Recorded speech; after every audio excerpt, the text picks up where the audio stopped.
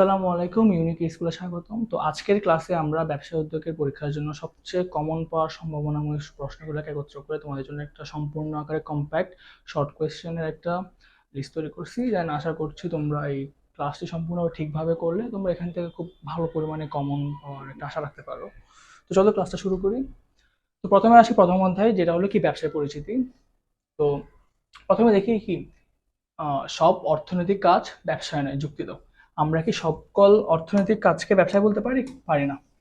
কারণ কি ব্যবসা হওয়ার জন্য কিছু কিছু কি থাকা লাগে, কিছু কিছু বৈশিষ্ট্য থাকা লাগে, যেমন কি যে এটি হইতে হবে মুনাফা অর্জনের লক্ষ্যে, এটি হইতে হবে বৈধভাবে, এবং কি এখানে একটি ক্ষতির সম্ভাবনা থাকতে হবে। তাহলে এখানে দেখি এখানে কি বলছে, মুনাফা অর্জনের লক্ষ্যে ঝুঁকি নিয়ে পরিচালিত সব বৈধ অর্থনৈতিক কাজই হলো কি ব্যবসায়। মুনাফা অর্জনের প্রত্যাশা না থাকলে কোনো কাজই কি হতে পারে না, ব্যবসা হিসেবে গণ্য হতে পারে না। এরপর দেখি যে বাণিজ্যকে কেন পণ্যের বন্টনকারী শাখা বলা হয়ে থাকে। আমরা কি জানি যে বাণিজ্যকে পণ্যের বন্টনকারী শাখা বলা হয়ে থাকে। এখন কেন বলা হয়ে থাকে? কারণ কি পণ্য উৎপাদনের পর তা ভোক্তার কাছে পৌঁছানোর প্রয়োজন হয়। এক্ষেত্রে বিপণনকারীকে বিভিন্ন বাধার সম্মুখীন হতে হয়, যেমন কিছু এখানে কিছু সমস্যা দেওয়া রয়েছে। এসব বাধা দূর করে ভোক্তার কাছে পণ্য পৌঁছানো বা বন্টন করাই কার কাজ? এটি হলো বাণিজ্যের কাজ। এবার দেখি বাণিজ্যকে আধুনিককালে ব্যবসায় বলে অভিহিত করা হয় কেন? কারণ কি জানো? কারণ বাণিজ্যের মাধ্যমে আমরা আহ, দুটি বা তিনটি ব্যবসাকে একত্রে কানেক্টেড করে ফেলি। কিভাবে? কারণ দেখো, আমরা যখন একটি পণ্যকে আহ, প্রধান ভোক্তার কাছে বা কি বলে যে ফাইনাল কনজিউমার যারা আছে তাদের কাছে পাঠাই, তখন কি হয়, অনেক সময়ের মধ্যে এই পাইকার বা খুচরা ব্যবসায়ী যুক্ত হয়ে পড়ে বা তারা সহায়তা করে। এক্ষেত্রে দেখা যায় যে তাদের ব্যবসা যখন কানেক্টেড হয়ে গেছে না, তো যার কারণে কি বলে, তার কারণে যে বাণিজ্যকে আধুনিককালে ব্যবসায়ের কি বলে, বাণিজ্যকে আধুনিককালে ব্যবসায় বলে অভিহিত করা হয়। এবার দেখি পণ্য ক্রয় বিক্রয় কিভাবে সত্যগত বাধা দূর করে। আমরা কি জানি? আমরা জানি না যে পণ্য ক্রয় বিক্রয় করার মাধ্যমে পণ্যটার মালিকানা সত্ত্ব হস্তান্তর হচ্ছে। বিক্রেতা সেই পণ্যটির মালিকানা সত্ত্ব কি করছে, ক্রেতার কাছে হস্তান্তর করে দিচ্ছে। তাহলে আমরা কি বলতে পারি? তাই এই এই কারণে আমরা কি বলতে পারি, এই কারণে আমরা বলতে পারি যে কি পণ্য ক্রয় বিক্রয় সত্যগত বাধা দূর করে। ঠিক আছে? কারণ কি এই দেখো, ক্রয় বিক্রয়ের মাধ্যমে কি পণ্য বিনিময় হয়, তার মানে কি অবভিয়াসলি এখানে যে মালিকানা সত্ত্ব রয়েছে সেটিও বিনিময় হয়। এবার দেখি কিভাবে ব্যবসায়ের ঝুঁকিগত বাধা দূর করা যায়। আমরা কি জানি ঝুঁকিগত বাধা দূর করে কি, এটি ঝুঁকি দূর করে বীমা বীমা ব্যবস্থা। বীমা ব্যবস্থার মাধ্যমে আমরা কি করি, সেই ঝুঁকিটিকে একটি নির্দিষ্ট পরিমাণ প্রিমিয়ামের বিনিময়ে বীমাকারী কোম্পানি যেটা রয়েছে তার উপর ন্যস্ত করে দিই। এরপর আসি গুদামে আলু সংরক্ষণের মাধ্যমে কোন ধরনের উপযোগ সৃষ্টি হয়। এই দেখো, আলু সংরক্ষণ কোথায় করছি? গুদামে না? আমরা কেন সংরক্ষণ করি? এটিকে যাতে আমরা দীর্ঘদিন ব্যবহার করতে পারি বা অন্য একটি মৌসুমও ব্যবহার করতে পারি। তাহলে এটা কি করে, এটি তাহলে তাহলে এই যে পুরো প্রসিজিওর যে আমরা জিনিসটাকে সংরক্ষণ করতেছি, হ্যাঁ, যখন সিজন শেষ হয়ে যাচ্ছে তখন আমরা এটাকে পাচ্ছি, এটাকে কি বলে? এটা এটা আসলে সময়গত উপযোগ না? তাহলে কি যে গুদামে আলু সংরক্ষণের মাধ্যমে কি হয়, সময়গত উপযোগ সৃষ্টি হয়। এবার দেখি ডাক্তারি এক ধরনের প্রত্যক্ষ সেবামূলক ব্যবসায় ব্যাখ্যা করো। এখানে ডাক্তারি আসতে পারে, ইঞ্জিনিয়ারিং আসতে পারে, হ্যাঁ, উকিল আসতে পারে, চিকিৎসক আসতে পারে, সরি চিকিৎসক তো দিছেই, উকিল আসতে পারে, ইঞ্জিনিয়ার আসতে পারে, আরো নানাবিধ একই রকমের অনেক ধরনের পেশা আসতে পারে এই জায়গার মধ্যে। তো এই সকল পেশা বা এই সকল সেবা কিসের আন্ডারে পড়ে? তারা পড়ে প্রত্যক্ষ সেবামূলক ব্যবসার আন্ডারে। এখন কিভাবে? কারণ তারা কি করে, তারা অর্থ উপার্জনের উদ্দেশ্যে গ্রাহকদের সরাসরি কোনো সুবিধা বা সেবা দেওয়ার সাথে জড়িত থাকে। তাই এদেরকে কি বলে, প্রত্যক্ষ সেবা বলে। এবার চলো দ্বিতীয় অধ্যায় দেখি আমরা, যে ব্যবসায় উদ্যোগের সংজ্ঞা দাও।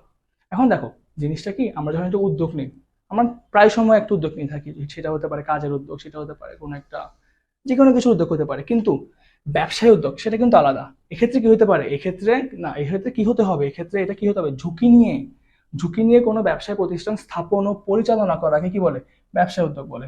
বাকিটা লেখা আছে, দেখে নিও। এরপর দেখি যে কোনো কাজের কর্মপ্রচেষ্টায় উদ্যোগ। এই দেখো এখানে কি ব্যবসায় উদ্যোগ না, আর এখানে কি জাস্ট উদ্যোগ। এখন দেখো যে কোনো কাজের কর্মপ্রচেষ্টা কি হতে পারে, উদ্যোগ হতে পারে। কারণ কি, কারণ আমরা কাজটা করার জন্য কি নিতে পারি, উদ্যোগ নিয়ে থাকি বা উদ্যোগ নিতে পারি। এখন এখানে দেখো লেখা আছে যে কোনো কিছু শুরু করার প্রাথমিক পদক্ষেপই হলো কি উদ্যোগ। উদ্যোগ যে কোনো বিষয় হতে পারে, যেমন নাটক আয়োজন বা অন্যান্য অনেক কিছু রয়েছে। এরপর কি লেখা রয়েছে যে উদ্যোগ নেওয়ার মাধ্যমে নতুন কিছু সৃষ্টির করার প্রচেষ্টা চালানো হয়। এই জন্য বলা হয় কি যে কোনো কাজের কর্মপ্রচেষ্টাই উদ্যোগ। এবার দেখি ব্যবসা উদ্যোগের সংজ্ঞা দাও। এর আগে আমরা পড়লাম কি নর্মাল উদ্যোগ, এবার আমরা কি দেখবো ব্যবসা উদ্যোগ। এখন আমরা কি জানি, ব্যবসা উদ্যোগ হতে হলে এটার মধ্যে ঝুঁকি থাকতে হবে, এটার মধ্যে মুনাফা অর্জনের একটা সম্ভাবনা থাকতে হবে। তো দেখো যে ঝুঁকি নিয়ে কোনো ব্যবসা প্রতিষ্ঠান স্থাপন ও পরিচালনা করাকে কি বলে, ব্যবসা উদ্যোগ বলা হয়। এর মূল উদ্দেশ্য হলো কি, মুনাফা অর্জন। বাকিটুকু লেখা আছে যে এটি সাধারণত নতুন ব্যবসা শুরুর সাথে সম্পর্কিত, তবে প্রতিষ্ঠানে নতুন নতুন পণ্য বা সেবা চালু করাও কি ব্যবসা উদ্যোগের মধ্যে পড়ে। এবার দেখি যে কোনো কাজের উদ্যোগে কি ব্যবসা উদ্যোগ। তোমরা কি জানো যে যে কোনো কাজের উদ্দেশ্যে কি যে কোনো কাজের উদ্যোগে কি ব্যবসা উদ্যোগ, হ্যাঁ নাকি না? না, তাই না? কারণ কি, উদ্যোগ কি, কোনো কিছু কর্ম প্রচেষ্টায় কি উদ্যোগ, কিন্তু ব্যবসা উদ্যোগ কি? ব্যবসা উদ্যোগ হলো যে ঝুঁকি নিয়ে কোনো ব্যবসা, এই যেখানে লেখা আছে যে ঝুঁকি নিয়ে কোনো ব্যবসা প্রতিষ্ঠান স্থাপন ও পরিচালনা করা কি বলে, ব্যবসা উদ্যোগ বলে। এখানে অবভিয়াসলি একটা ডিফারেন্স রয়েছে। যেমন এখানে দেখতে পারতেছি যে যে কোনো কাজের কর্ম প্রচেষ্টা হলো উদ্যোগ, কিন্তু মুনাফার আশায় ঝুঁকি নিয়ে কোনো উদ্যোগ নিলে তা ব্যবসা উদ্যোগ বলে অভিহিত হয়। বাকিটুকু লেখা আছে, তোমরা দেখে নিও। যেমন কি এখানে ব্যবসা উদ্যোগের প্রধান উদ্দেশ্য থাকে মুনাফা, এবং অন্যান্য উদ্যোগের উদ্দেশ্য থাকে কি, জনকল্যাণ। এবার দেখি উদ্যোক্তা জন্মগতভাবে উদ্যোক্তা ব্যাখ্যা করো। অনেকে আছে না যে দেখবা যে ছোট থেকে লিডারশিপ একটা এবিলিটি রাখে, তারা অনেক আত্মবিশ্বাসী হয়, তারা অনেক অনেক ধরনের লিডারশিপ নিতে চায়, নতুন নতুন পদক্ষেপ নেয়, নতুন নতুন জিনিস এক্সপ্লোর করে, টেস্ট করে, এক্সপেরিমেন্ট করে। তো এরা কি হয়, এরা জন্মগতভাবে একটা নির্দিষ্ট ক্যারেক্টারিস্টিক্স অথবা একটা পার্সোনালিটির কি থাকে, অধিকারী হয়ে থাকে। তো দেখো যে উদ্যোক্তা হওয়ার কিছু ব্যক্তিগত গুণাবলী অনেকে জন্মসূত্রে পেয়ে থাকেন, যেমন আত্মবিশ্বাস, ঝুঁকি গ্রহণ, স্বাধীনচেতা, উদ্যম, সাহস, সৃজনশীলতা প্রভৃতি। এগুলো তারা পরবর্তী সময় কাজে লাগিয়ে ব্যবসা বন্যার ক্ষেত্রে সফলতা পান। এবার দেখি চ্যালেঞ্জমূলক কাজ করতে উদ্যোগে বিশেষ আনন্দ পান, ব্যাখ্যা করো। অনেক সময় দেখবা যে উদ্যোক্তারা কি করে, নানা ধরনের চ্যালেঞ্জ নিয়ে থাকে, তারা তাদেরকে নতুন একটা পরিবেশে ফেলে দেয়, দেখে যে তারা কেমন পারফর্ম করবে, অথবা তারা নতুন একটা রিস্ক নিয়ে নতুন একটা প্রজেক্ট হাতে নিয়ে ফেলে, যার ফলে কি হয়, ওরা নতুন একটা রিস্কের মধ্যে পড়ে, একটা চ্যালেঞ্জের মধ্যে পড়ে, অ্যান্ড তারা যখন এই জিনিসটাকে ফুলফিল করতে পারে বা সাকসিড করতে পারে, বা তারা তাদের এক্সপেরিমেন্ট অথবা তাদের যে ডিসিশন এখানে সাকসিড করতে পারে, তখন কি হয়, তারা অনেক আনন্দ পায়, তারা অনেক খুশি হয়। এখানে সেম জিনিসই লেখা আছে কি, উদ্যোক্তাকে সবসময় ঝুঁকি নিয়ে কাজ করতে হয়, আর ঝুঁকি নেওয়া মাত্রই কাজটি চ্যালেঞ্জিং হয়ে পড়ে, তাই উদ্যোক্তা তার কাঙ্ক্ষিত লক্ষ্যে অর্জনের জন্য তিনি হলো শ্রম দেন। এই কাজে সফল হতে হলে তিনি আত্মতৃপ্তি পান, এই কাজে সফল হলে তিনি আত্মতৃপ্তি পান। সাধারণ কাজের মাধ্যমে এতটা তৃপ্তি পাওয়া সম্ভব নয়। এই বাকিটুকু লেখা আছে, এক লাইন দেখে নিও। এবার দেখি উদ্যোক্তাকে পরিমিত পরিমাণ ঝুঁকি নিতে হয় কেন।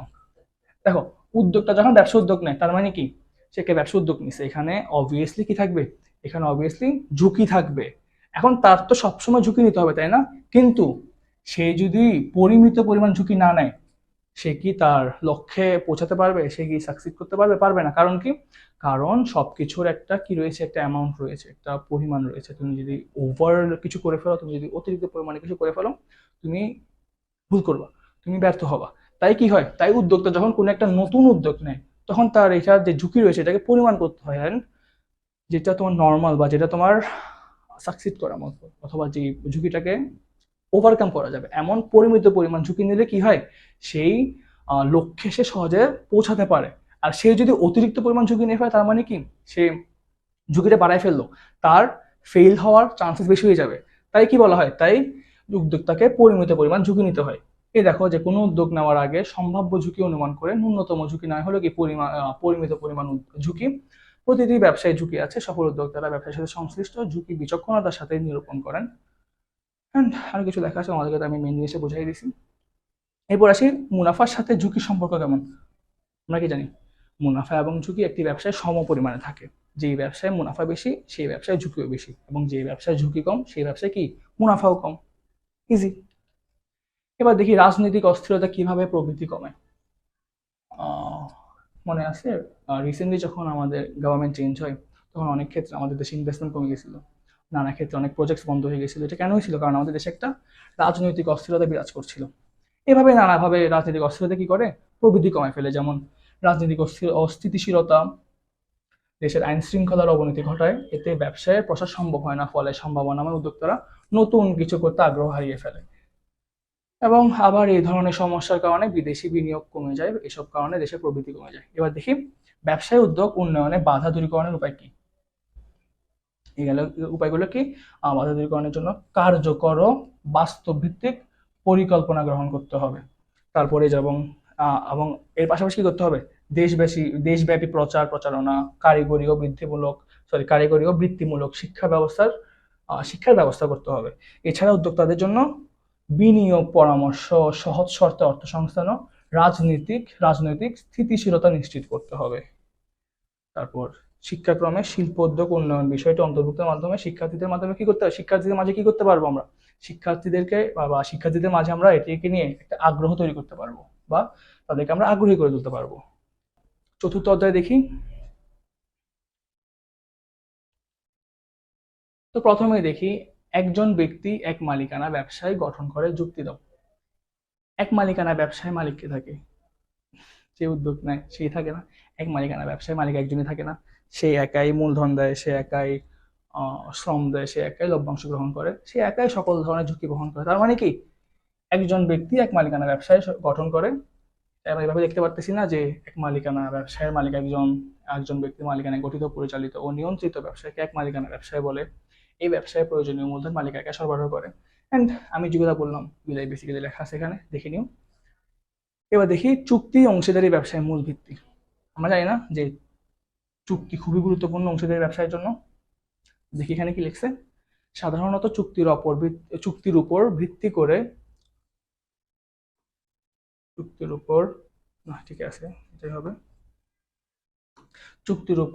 করে অংশীদারি ব্যবসা গঠিত হয়। এতে অংশীদারদের মধ্যে পারস্পরিক সম্পর্ক নির্ধারণ, ব্যবসায় সম্পর্কিত যাবতীয় নিয়ম লিপিবদ্ধ থাকে। এছাড়াও অংশীদারি ব্যবসায় বিলোপ সাধন, বিবাদ মীমাংসা সহ বিভিন্ন বিষয় চুক্তিতে বিস্তারিত উল্লেখ করা হয়। তাই চুক্তিকে কি বলে? অংশীদারি ব্যবসার মূল ভিত্তি বলে।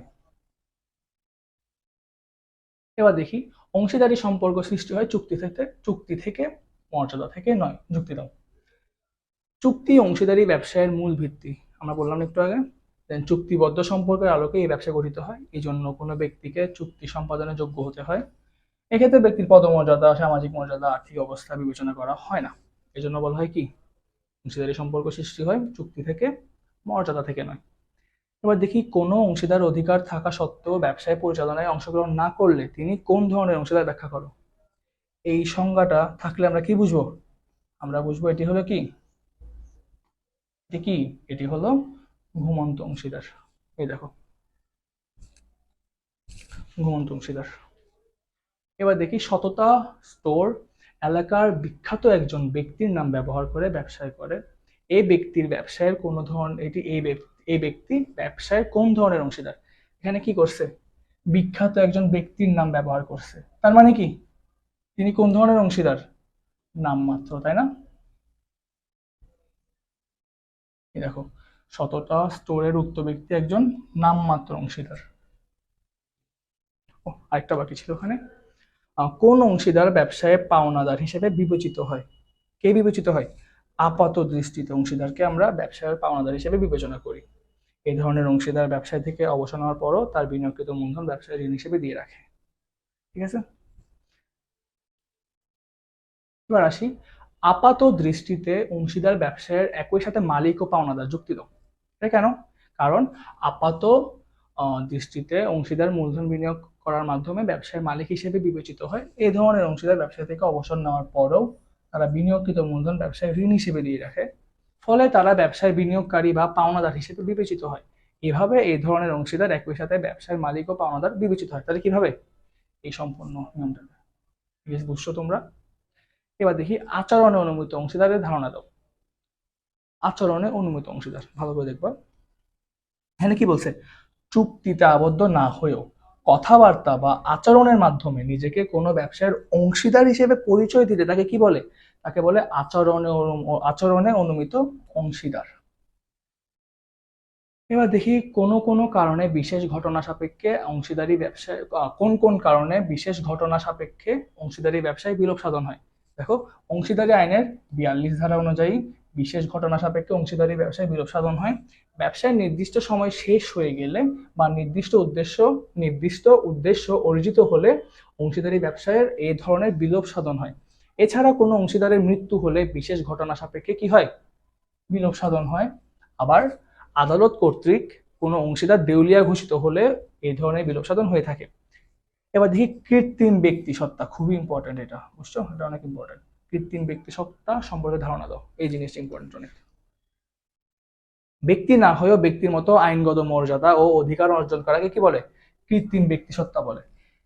কোম্পানি যে কোনো ব্যক্তির নামের কোম্পানি যে কোনো ব্যক্তি তখন দেখো এই এই কি বলে যে কৃত্রিম ব্যক্তি সত্ত্বে কি হয় জানো, এইটির মাধ্যমে কোম্পানি যে কোনো একটা ব্যক্তির মতো নিজের নাম পরিচিতি লাভ করতে পারে।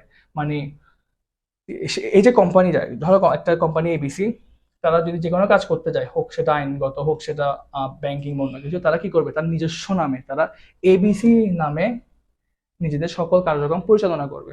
তখন তারা কি হবে, তখন তারা নিজেদের একটা ব্যক্তির মতো অধিকার পাবে বা নিজ নামে পরিচিতি লাভ করতে পারবে। এবং কি লেখছে পরে, আবার ব্যক্তির মতো চুক্তি সম্পাদন ও দাবি আদায় কারো বিরুদ্ধে মামলাও করতে পারে। ব্যক্তি না হয় বেসিক্যালি তারা কি করে, ব্যক্তি না হয় তারা বেসিক্যালি ব্যক্তির মতো ব্যক্তি না হয় ব্যক্তির মতো এই কাজ করতে পারে। মানে তারা বেসিক্যালি ব্যক্তি না হয় ব্যক্তির মতো নানা ধরনের অধিকার পেয়ে থাকে, নিজস্ব একটা পরিচিতি পেয়ে থাকে। এবার দেখি কোম্পানির নিবন্ধনপত্র সংগ্রহের উপায় কি। কোম্পানি গঠনের প্রমাণ হিসেবে নিবন্ধক কর্তৃক ইস্যুকৃত পত্রকে কি বলে? নিবন্ধনপত্র বলে। এখানে লেখা আছে যে কি 1994 সালের কোম্পানি আইন অনুসারে নিবন্ধনপত্র অফিস থেকে আবেদনপত্র গঠন করতে সংগ্রহ করতে হয়। কোথা থেকে? 1994 সালের কোম্পানি আইন অনুসারে কি করতে হয়? নিবন্ধনপত্র অফিস থেকে নিবন্ধনপত্র অফিস থেকে, কোথা থেকে? নিবন্ধনপত্র অফিস থেকে আবেদনপত্র সংগ্রহ করতে হয়। এরপর নির্ধারিত ফিও সংগ্রহ করতে হয়। এই পর্যায়ে কোম্পানি নিবন্ধনের জন্য নিবন্ধকের প্রয়োজনীয় দলিলপত্র নিবন্ধকের কাছে জমা দিতে হয়। নিবন্ধক সন্তুষ্ট হলে নিবন্ধন বইতে কোম্পানির নাম তালিকাভুক্ত করে নিবন্ধনপত্র দেন। এবার দেখি স্মারকলিপি বা স্মারকলিপিকে কেন কোম্পানির সংবিধান বলা হয়। দেখো তোমরা, এটা অনেক ইম্পর্টেন্ট। স্মারকলিপি হলো কোম্পানির মূল দলিল, গঠনতন্ত্র বা সনদ। এই দলিলে কোম্পানির নাম, ঠিকানা, উদ্দেশ্য, দায়, মূলধন ও সম্মতির বিষয়ে লিপিবদ্ধ থাকে। এটি ছাড়া কোম্পানি গঠন করা যায় না, মনে থাকবে। এছাড়া এটি কোম্পানির কাজের ক্ষেত্র ও ক্ষমতার সীমা নির্ধারণ করে।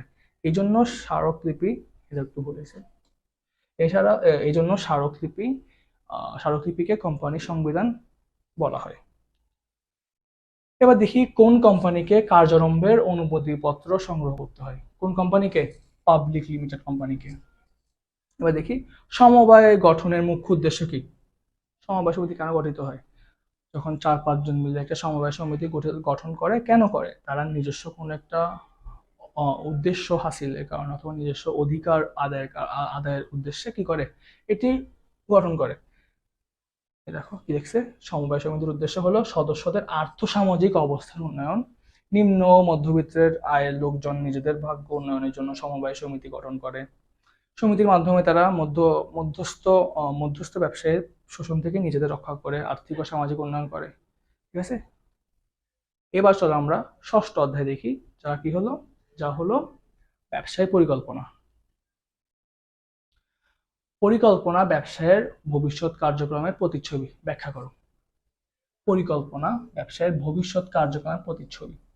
আমরা পরিকল্পনা কেন করি? আমরা পরিকল্পনা করি কোন একটা কাজকে কিভাবে করব, কিভাবে শেষ করব, অথবা কোন একটা উদ্দেশ্যকে আমরা কিভাবে হাসিল করব, এটাকে আগে ভাগে ভেবে রাখার জন্য তো আমরা পরিকল্পনা করি, তাই না? এবং আমরা পরবর্তীতে সেই পরিকল্পনা অনুযায়ী কি করি, সেই পরিকল্পনা অনুযায়ী আমরা নানা ধরনের পদক্ষেপ নিয়ে থাকি, নানা ধরনের কাজ করে থাকি, তাই না? তাহলে আমরা কি বলতে পারি যে পরিকল্পনা কি? ব্যবসায়ের ভবিষ্যৎ কার্যক্রমের প্রতিচ্ছবি। কারণ আমরা এটার মাধ্যমে ব্যবসায়ের ভবিষ্যতে কি করব, ব্যবসায়ের কোন কার্যক্রম কিভাবে শেষ করব, সকল কিছু আগে থেকে নির্ধারণ করে রাখতেছি। তাই এটাকে কি বলা যায়? এটিকে ভবিষ্যৎ কার্যক্রমের প্রতিচ্ছবি বলা যায়। পরেরটা দেখি, ব্যবসায় সফল হতে সুষ্ঠু পরিকল্পনা প্রয়োজনীয় কেন। এই যে এখন আমরা তো ব্যবসায় করার সময় নানা ধরনের পরিকল্পনা করব। এখন আমরা যদি সঠিক পরিকল্পনা না করি, আমরা কি সফল হতে পারবো? আমরা যদি ঠিকভাবে বিশ্লেষণ না করে, ঠিকভাবে ডিসকাস না করে, ঠিকভাবে সবকিছুকে আমরা যদি ইন ডিটেলস না ভেবে যদি আমরা ধুমধাম একটা পরিকল্পনা করে ফেলি, আমরা কি সাকসেস পাবো? আমরা কি সাকসিড করতে পারবো? পারবো না। তাই আমরা কি বলতে পারি, বা তাই আমরা এখান থেকে কি বুঝতে পারি, যে আমরা এখান থেকে বুঝতে পারি ব্যবসায় সফল হতে সুষ্ঠু পরিকল্পনা প্রয়োজন।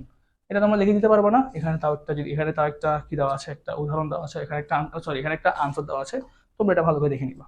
আমি তোমাদেরকে মেইন থিমটা বুঝিয়ে দিলাম। এবার দেখি সুষ্ঠু পরিকল্পনার উপর প্রকল্পের বাস্তবায়ন নির্ভর করে। একটু আগে আমরা সুষ্ঠু পরিকল্পনার প্রয়োজনীয়তা বললাম না, এটাও সেম একইভাবে যে সুষ্ঠু পরিকল্পনার উপর প্রকল্পের বাস্তবায়ন নির্ভর করে। ঠিক আছে, যে একটি প্রকল্প প্রণয়নের সময় কার্যকরভাবে পরিকল্পনা করতে হয়, পরিকল্পনায় ভবিষ্যতে কি কাজ কখন কে কিভাবে করবে তার সুস্পষ্ট দিক নির্দেশনা তা করবে, তার পরিকল্পনায় ভবিষ্যতের কি কাজ কখন কে কিভাবে করবে তার সুস্পষ্ট দিক নির্দেশনা কোথায় থাকবে, এই পরিকল্পনার মধ্যে থাকবে। এটি অনুযায়ী ধারাবাহিকভাবে প্রয়োজনীয় কাজ এগিয়ে নেওয়া গেলে প্রকল্পটি বাস্তবায়ন সহজতর হয়। এবার দেখি ম্যাক্রো স্ক্রিনিং এর ধারণা দাও, এটাও খুবই ইম্পর্টেন্ট। ঠিক আছে, ভালো করে দেখাই দিই একটু, যে ম্যাক্রো স্ক্রিনিং হলো এমন একটি পদ্ধতি যা ব্যবসায়ের ধারণাগুলো মূল্যায়ন করে একটি প্রকল্প ধারণা নির্বাচন করতে সহায়তা করে। ঠিক আছে, উদ্যোক্তার নিয়ন্ত্রণ বহির্ভূত উপাদান নিয়ে ম্যাক্রো স্ক্রিনিং পদ্ধতি তৈরি হয়। তাহলে কি উপাদান? বহির্ভূত উপাদান। এর প্রভাবক বা উৎপাদন হলো জনসংখ্যা, অর্থনৈতিক, প্রাকৃতিক, রাজনৈতিক, সাংস্কৃতিক ও আইনগত পরিবেশ। ঠিক আছে, এই উপাদানগুলো প্রতিষ্ঠানের বাহ্যিক পরিবেশের অন্তর্গত। কোন পরিবেশের? বাহ্যিক পরিবেশের। এইসব প্রভাবক বা উৎপাদনের ভিত্তিতে ব্যবসায়ের ধারণাগুলো মূল্যায়ন করা হয়, ফলে এটি সঠিক পরিকল্পনার ধারণা নির্বাচনে সহায়তা করে। এবার দেখি মাইক্রো স্ক্রিনিং এর ধারণা দাও। এটাকে বললাম ম্যাক্রো স্ক্রিনিং, এবার বলবো মাইক্রো স্ক্রিনিং। মাইক্রো স্ক্রিনিং হলো প্রকল্পের সম্ভাব্যতা যাচাই করার একটি পদ্ধতি। এর উপাদানগুলো হলো বাজার চাহিদা, কারিগরি, বাণিজ্যিক, আর্থিক দিক, জাতীয় অর্থনীতিতে অবদান প্রভৃতি। এর মাধ্যমে উদ্যোক্তা প্রকল্পের সম্ভাব্যতা যাচাই করতে পারে, ফলে বাস্তবসম্মত ও লাভজনক বিনিয়োগের ক্ষেত্র নির্দিষ্ট করা সহজ হয়। এবার দেখি একজন ব্যবসায়ীর সম আয় ব্যয় বিন্দু বিশ্লেষণ করা কেন জরুরি। সম আয় ব্যয় বিন্দু কি জানো? আমরা একটা প্রোডাক্ট উৎপাদন করার পর আমাদের একটা ম্যানুফ্যাকচারিং কস্ট আসে না, একটা উৎপাদন খরচ আসে না। ধরো আমাদের উৎপাদন খরচ 10, আমরা যদি এটাকে 10 টাকায় বিক্রি করি, আমাদের কি কোনো লাভ বা কোনো লস হবে? কিছুই হবে না। তার মানে কি এখানে আমার প্রফিটও জিরো, লসও জিরো, তাই না? বেসিক্যালি এই জিনিসটাকে কি বলে? সম আয় ব্যয় বিন্দু বলে। ঠিক আছে, এখন আমরা যখন একটা সম আয় ব্যয় বিন্দু নির্ধারণ করব, তার মাধ্যমে কি আমাদের এই পণ্যটা বা এই জিনিসটার দাম নির্ধারণ সহজ হবে না? এখান থেকে আমরা কতটুকু মুনাফা অর্জন করতে চাই বা কতটুকু দামে বিক্রি করতে চাই, এটা আমরা সহজে নির্ধারণ করতে পারবো না। তাই একজন ব্যবসায়ীর সম আয় ব্যয় বিন্দু বিশ্লেষণ করা জরুরি। এবার চলো অষ্টম অধ্যায় দেখি, ব্যবস্থাপনাকে কেন চলমান প্রক্রিয়া বলা হয়। ব্যবস্থাপনা কাজগুলো কিন্তু সবসময় একটা চক্রের মধ্যে আবর্তিত হয় বা একটা লুপের মধ্যে চলতে থাকে। এটি যেটা শুরু হয় কি পরিকল্পনা দিয়ে শুরু হয়, পরে সংগঠিতকরণ, কর্মী সংস্থান, নির্দেশনা, প্রেষণা, সমন্বয় ও নিয়ন্ত্রণের মাধ্যমে শেষ হয়, এবং পুনরায় আবার নিয়ন্ত্রণের পর নতুন একটা পরিকল্পনা দিয়ে আবার সেই ব্যবস্থাপনা কি হয়, শুরু হয়। তাই এটাকে কি বলা হয়? এটা চলমান প্রক্রিয়া বলা হয়। এবার দেখি সঠিক পরিকল্পনা ব্যবসায়ের সফলতায় সহায়ক যুক্তি দাও। এই যে সঠিক পরিকল্পনা, আমরা একটু আগে বললাম না, বা একটু আগে আমরা এর আগে চ্যাপ্টারে বললাম না, কিভাবে একটা সুস্থ পরিকল্পনা একটা প্রকল্পের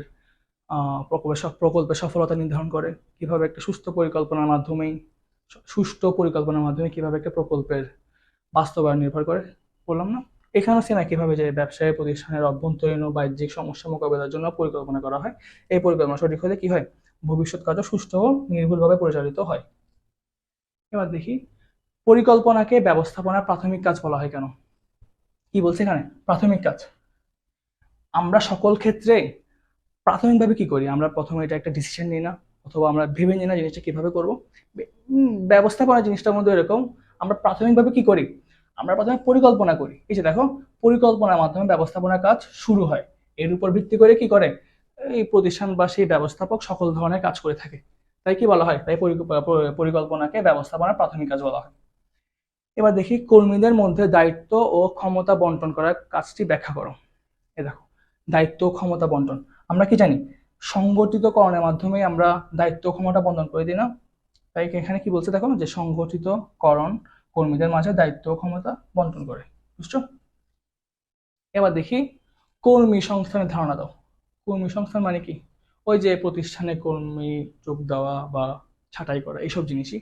দেখো, কর্মী সংস্থানের মাধ্যমে প্রতিষ্ঠানের জন্য দক্ষ জনবল সৃষ্টির লক্ষ্যে কর্মী সংগ্রহ, নির্বাচন, নিয়োগ প্রশিক্ষণ ও উন্নয়ন করা হয়। আরো কিছু জিনিস লেখা আছে, যেমন ব্যবস্থাপনার উপকরণ সমূহের মধ্যে জনশক্তি সবচেয়ে গুরুত্বপূর্ণ। তারপর দেখি তারপর হচ্ছে যে কি, জনশক্তি যোগ্য, দক্ষ ও উৎসাহী না হলে কি হয়, অন্য উপাদান মানসম্পন্ন হলেও কি হয়, সেগুলোকে কাজে লাগানো যায় না। এবার দেখি, নির্দেশনা সংগঠনকে সচল গতিশীল রাখে।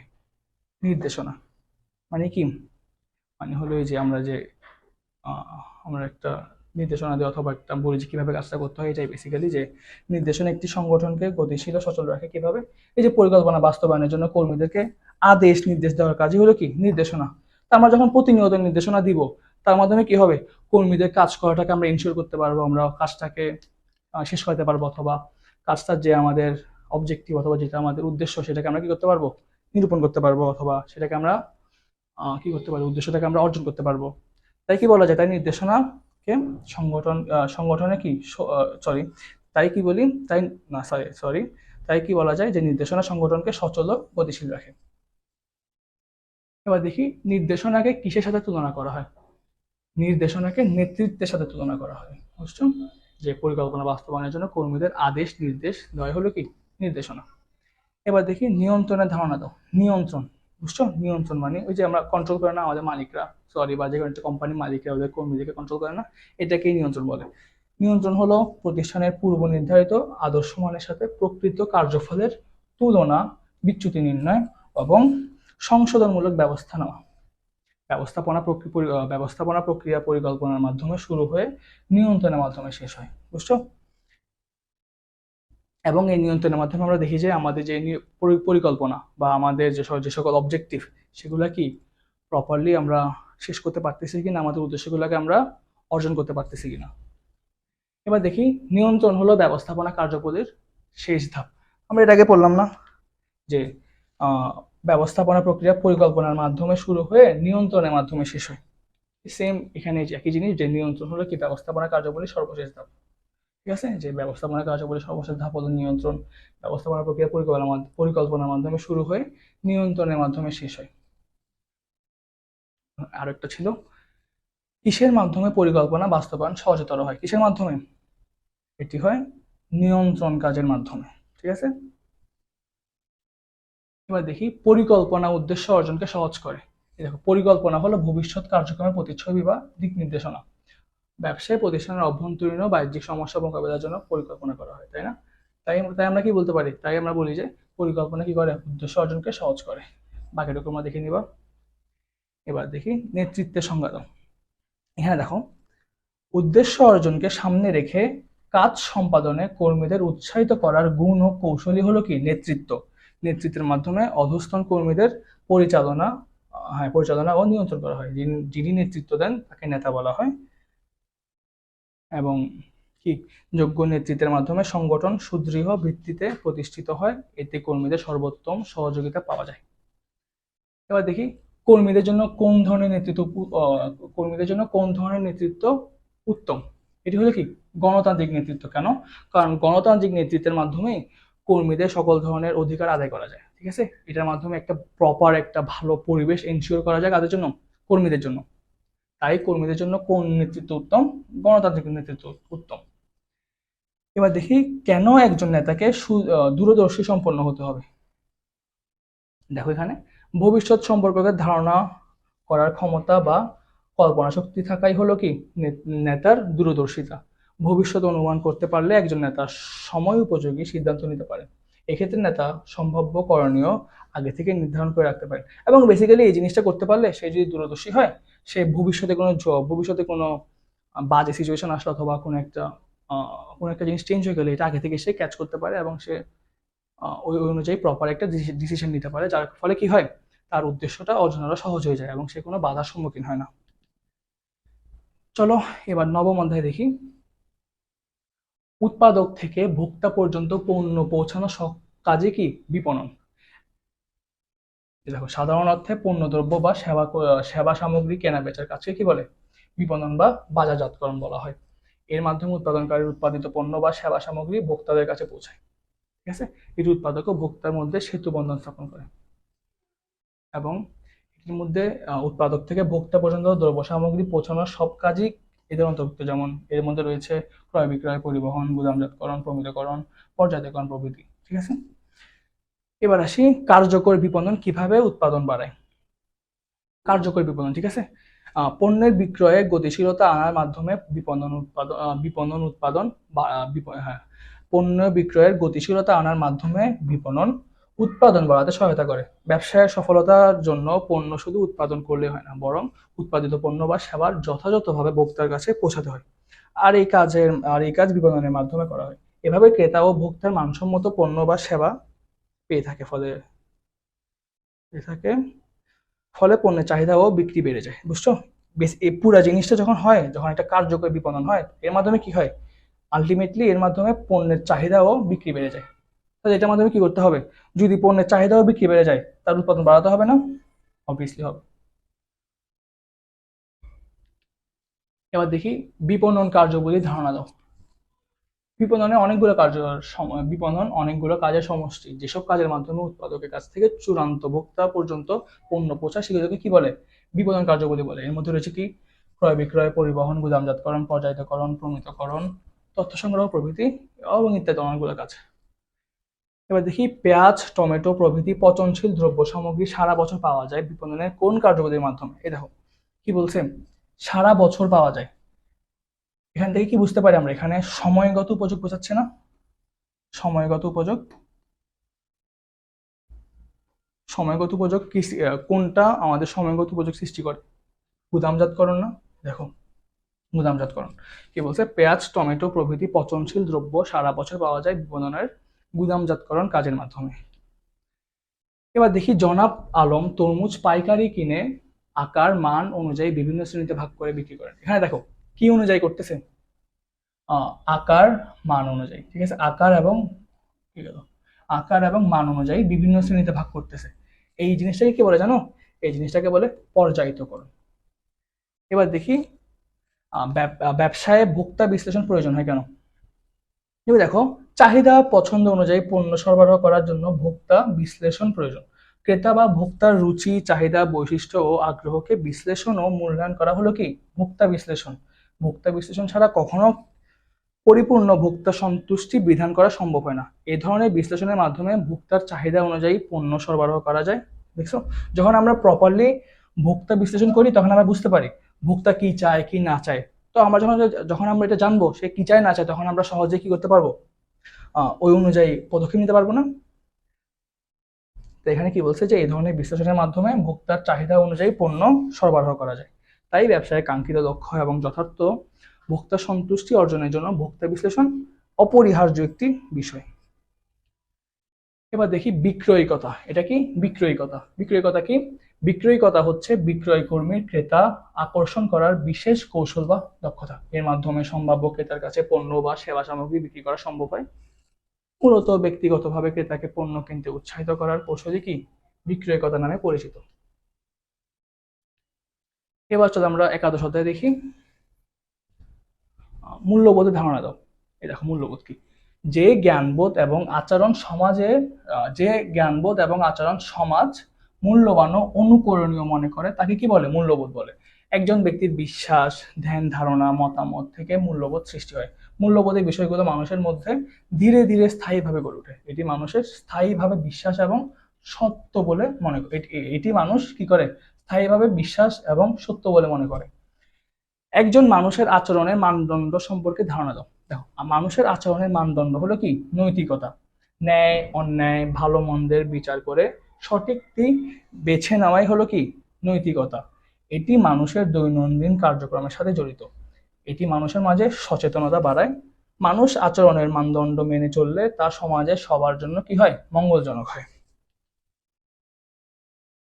এবার চলো শেষ দুইটা প্রশ্ন দেখি আমরা, যে ব্যবসায়ের সামাজিক দায়বদ্ধতা সম্পর্কে ধারণা দাও।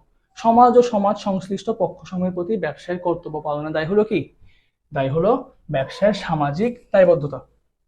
তো ব্যবসায়ের পক্ষসমূহ হলো কি, উৎপাদক থাকে, সরবরাহকারী থাকে, ক্রেতা থাকে, ভোক্তা থাকে, সরকার থাকে, মধ্যস্থ ব্যবসায়ী থাকে এবং অন্য অনেক ধরনের পক্ষ থাকে।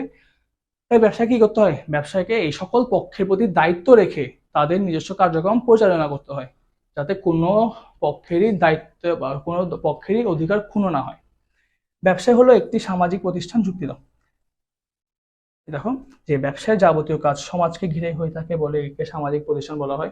সমাজে বসবাসকারী জনগণের চাহিদা, রুচি প্রভৃতি বিবেচনায় রেখে ব্যবসা পরিচালিত হয়। এছাড়া ব্যবসায় অনেক সময় সমাজের মানুষদের জন্য জনহিতকর কাজ করে থাকে। সমাজের জনগণের সেবার মাধ্যমে এটি তার কাজ পরিচালনা করে থাকে। এই কারণে কি বলে, ব্যবসায়কে সামাজিক প্রতিষ্ঠান বলা হয়।